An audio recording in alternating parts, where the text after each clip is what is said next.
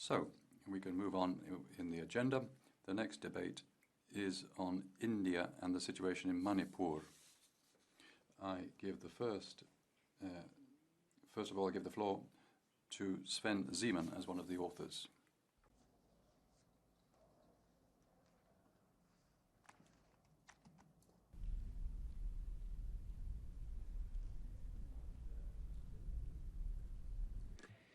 Frau Präsidentin. Madam President, colleagues, the situation in the state of Manipur in the northeast of India is serious. Since May, in demonstrations between two population groups, the mainly Hindu Meitei and the mainly Christian Kuki, over 120 people were killed. Over 50,000 people are fleeing. Over 250 churches, theological institutions, Christian schools and hospitals have been burnt down without the perpetrators being prevented by the local authorities. We call on the Indian government to do everything to restore order, to bring the perpetrators to justice and to stop excessive violence. We wouldn't like to wag fingers at anybody from here, but with this resolution from the European Parliament, we call on the most populous democracy in the right just to do what it is duty-bound to do in its constitution, to maintain religious freedom also for Christians in Manipur. One thing, colleagues, has irritated me with the negotiations with the other groups, how difficult it is for the Greens and colleagues and those on the left to say that it's Christians who are affected.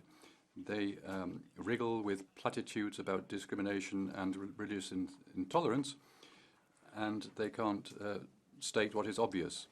Persecutions of Christians are real, and it is our duty to make sure that they stop, also in Manipur. Kiitokset. Thank you, Mr. Zeman. Pierre Laroutourou is the next speaker. Mes amis, friends, in Manipur, in northeast India, violence has claimed more than 120 victims over 2 months. 120 people killed, 1,700 houses have been destroyed, 250 churches, not just one or two churches, 250 churches, and 40,000 people are displaced because they've run away from the violence to save their skins. This is a dramatic situation. We have to do everything possible to end violence. Since he entered power in 2014, Narendra Modi, the Prime Minister, has been implementing a radical nationalist Hindu policy, which has had terrible consequences. Journalists, religious minorities, and human rights fighters. He always says that he is an heir to Mahatma Gandhi. We all admire. He takes meditation time. He created a World Yoga Day. He seems kind and well-meaning. But in India, millions of Muslims and Christians suffer every single day because the government violates their most fundamental rights. The situation is serious. That's why the European Parliament must vote tomorrow on a very clear resolution. It has to be clear in denouncing the nationalist discourse of Mr. Modi. The government has to fully respect fundamental freedoms, freedom of expression and religious freedoms for everyone. The resolution has to call for the violence to end immediately and to authorize humanitarian aid and the presence of observers and journalists wherever necessary. They have to accept democratic functioning, no longer criminalize anyone who criticizes government policy. That's what democracy is about. The number of NGOs that are authorized to operate in India has been cut by 3 in just a few years. They are trying to suffocate the NGOs. They are trying to suffocate democracy and civil society. There is no economic development without democracy. The European Parliament has to demand that respect for human rights is fully included in the EU-India partnership, including in trade relations. That is in black and white in our text. We need to ensure that all our leaders talk about human rights when they visit India, publicly and systematically. Nobody is proposing breaking off relations with India. It is a great democracy, but it has to be a better democracy. And that's why we support dialogue between India and the... Thank you. The next author on our list is Madam Alvina Alametsa, 1.5 minutes. Honourable Chair and colleagues, my deepest condolences to the families of the 140 people that have died in Manipur. This violence has led to displacement of tens of thousands of people, and I think that the Indian authorities must take action. There cannot be no more victims. Access to humanitarian aid and impartial observers to the area must be allowed. We should all be worried about the worsening human rights situation in India. Freedom of press has narrowed, journalists and activists have been arrested for false reasons, discrimination and hate have increased. And this is also what I saw personally when I visited India in December. This saddens me as India is a very important partner for us. EU and India have to make human rights and democracy a fundamental part of their partnership in all regards, including trade. The situation in Manipur needs all of us to commit to open, transparent and accountable ways to address conflict peacefully. The goal must be to end this violence and to bring about a peaceful resolution for the situation in Manipur and for India to truly address all the root causes that are in the heart of these conflicts. I thank you, my colleagues, for cooperating on this, and I send my deepest condolences to those who are suffering because of the human rights situation and the violence. Thank you. Thank you. And now I give the floor to the next author, Mr. Bert Jan Russen, for 1 minute. Dank u wel, voorzitter. Thank you, President, Commissioner, honourable members. When we discuss India, often we are talking about trade opportunities. Unfortunately, today we're here to talk about human rights, about the situation in Manipur, where we have seen ethnic clashes taking on an increasing religious dimension. The events of the last 10 weeks are tragic. 120 lives lost, 50,000 people displaced, 250 churches destroyed. Unfortunately, this is not an isolated incident across India. Those who are not Hindu, in particular Christians, are facing growing intolerance, violence, humiliation, discrimination. We're seeing this in anti-conversion laws in different federal states.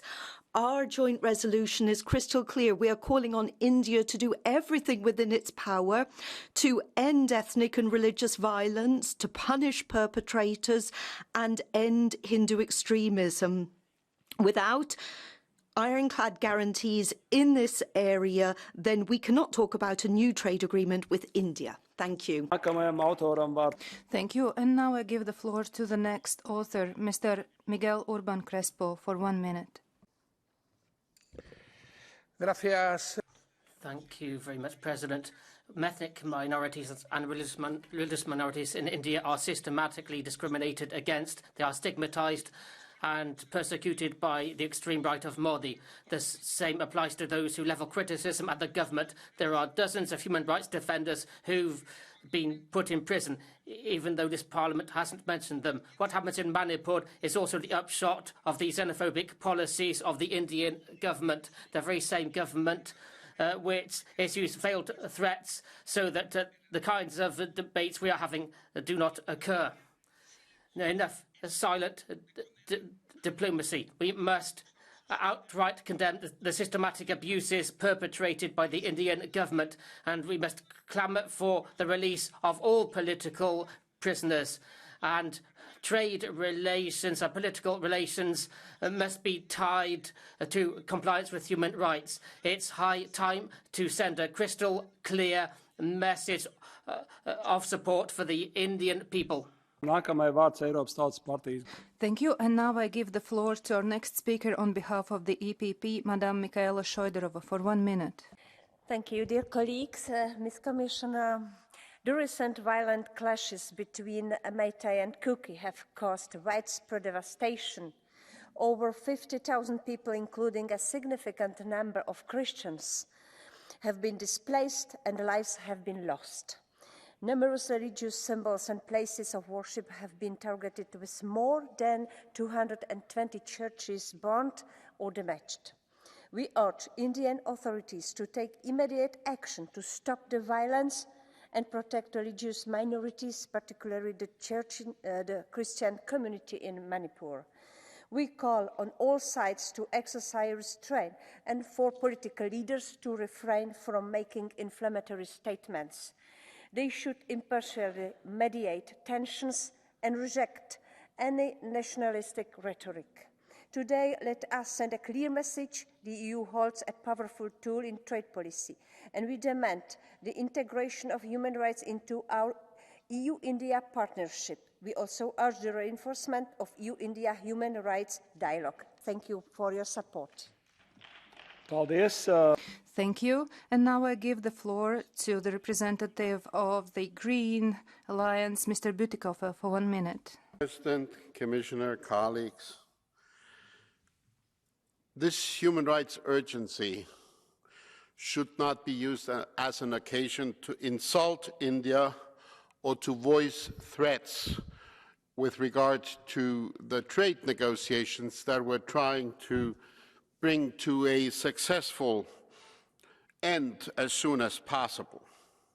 This is about specific human rights issues, and I think it is right to say that we have common ground with India in that regard, and that we should reinforce, as the resolution says, the EU-India human rights dialogue, and in particular I would underscore the sentence that says there should be regular dialogue organized between the European Parliament and the Parliament of India.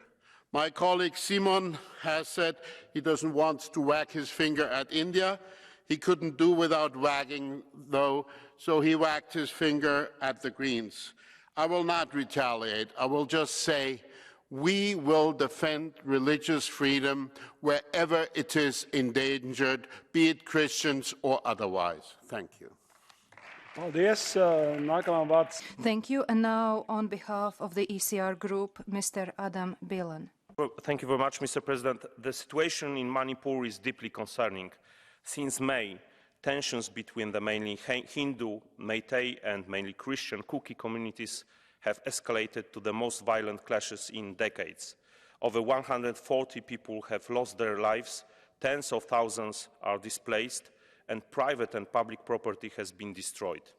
Despite the gravity of the situation, authorities are not taking sufficient action and fostering peace dialogues, while the Manipur Tribal Forum's plea for protection of the Kuki tribe by the Indian Army has been rejected by the Supreme Court.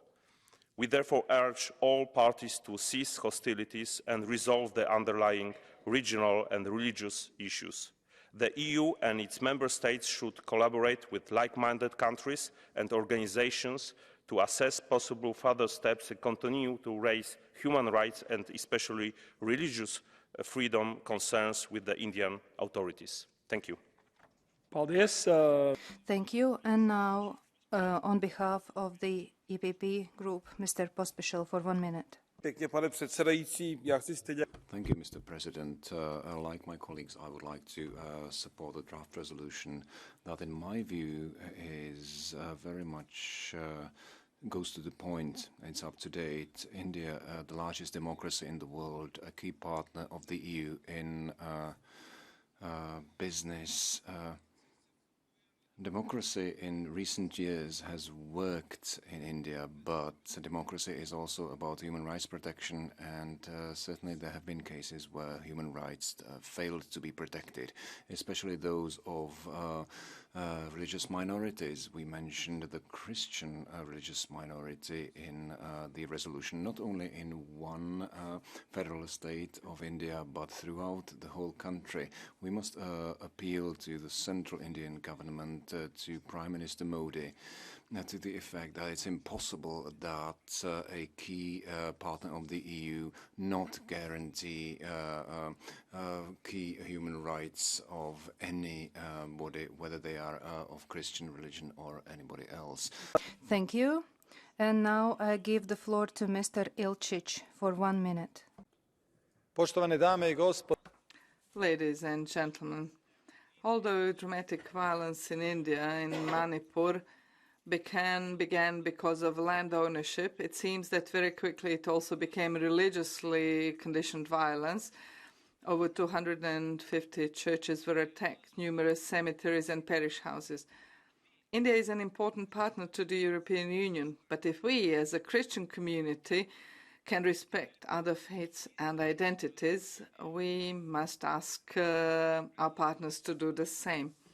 I propose an urgent visit by the European Special Envoy for Religious Freedoms to India, and the way Indian government will treat this proposal will show whether the authorities there are, for the time being, only powerless in such cases, or whether they knowingly allow persecution of religious minorities by radical groups.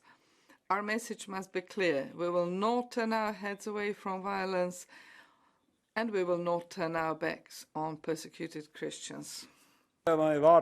Thank you, and now I give the floor to Madam Miriam Lexman for 1 minute. Thank you, Chair. Colleagues, the state of freedom of religion and belief in a society is an important litmus test to the state of other fundamental freedoms. Therefore, while Indian officials often like to boast that the country is the world's largest democracy, intolerance and violence against religious minority paint a different picture. In the state of Manipur, at least 100 people are dead, tens of thousands displaced, hundreds of houses belonging to Christians destroyed, along with 250 churches, theological institutions, schools and hospitals, as well as several temples. These attacks against Christians are not isolated incidents. They are organized, leaving behind destruction and shattered lives. The EU cannot close its eyes to these crimes. That's why I call on our Special Envoy for Freedom of Religion and the EES to communicate clearly to the Indian authorities the need to stop this violence and to provide necessary support to the victims immediately. Thank you. He's sitting. Okay. Thank you very much. Now, colleagues, we start the catch-the-eye procedure. I have one speaker on the catch-the-eye procedure, and I will give the floor to Eugen Tomak. Floor is yours. Vă mulțumesc, domnule președinte. Consider că este extrem de important să fim solidari cu cei care se află în dificultate. Thank you very much. We do have to show our solidarity to people who find themselves in such a difficult situation. What is happening in Manipur is reflecting the reality that very often member states won't look at and won't look at in depth. And I think the European Commission has the obligation now to act more strongly in its relations with the Indian government. They have to ask the Indian government to protect all Indian citizens, including Christians, because more than 50,000 Indians are displaced. More than 250 churches have been destroyed, and all of this does mean that the European Commission has to act. They have to act to protect. It is not the fault of these people that the government is not in a position to support, to protect the Constitution. Thank you. Commission to Commissioner McGuinness. Commissioner, floor is yours. Thank you, President. Honourable members, I really would like to reassure you that the European Union is following the situation in the state of Manipur closely. And we are very saddened, deeply saddened, by the large number of deaths and of injured and displaced persons since violence erupted in Manipur at the beginning of May. The Indian authorities have taken a number of measures to address this very tense situation. A commission of inquiry has been set up to investigate incidents of violence. A peace committee has been established with broad participation to facilitate peace negotiations and dialogue between the conflicting groups. We hope that these measures will very soon bring results so that this wave of violence and the profound mistrust between the communities comes to an end. India is a strategic partner of the EU. Our relations are based on mutual respect, and the protection and promotion of human rights and fundamental freedoms are at the core of our partnership. We discuss regularly with India the challenges and best approaches on human rights in both Europe and India. The annual EU-India Human Rights Dialogue provides a good platform for frank and open discussion between us. The last meeting took place in July of last year, and the next one should happen by the end of the year. The EU is ready to support our Indian friends, if requested, in their efforts towards rebuilding peace and trust between the different groups in Manipur. Thank you. Thank you very much, Commissioner. Kolēģi, esmu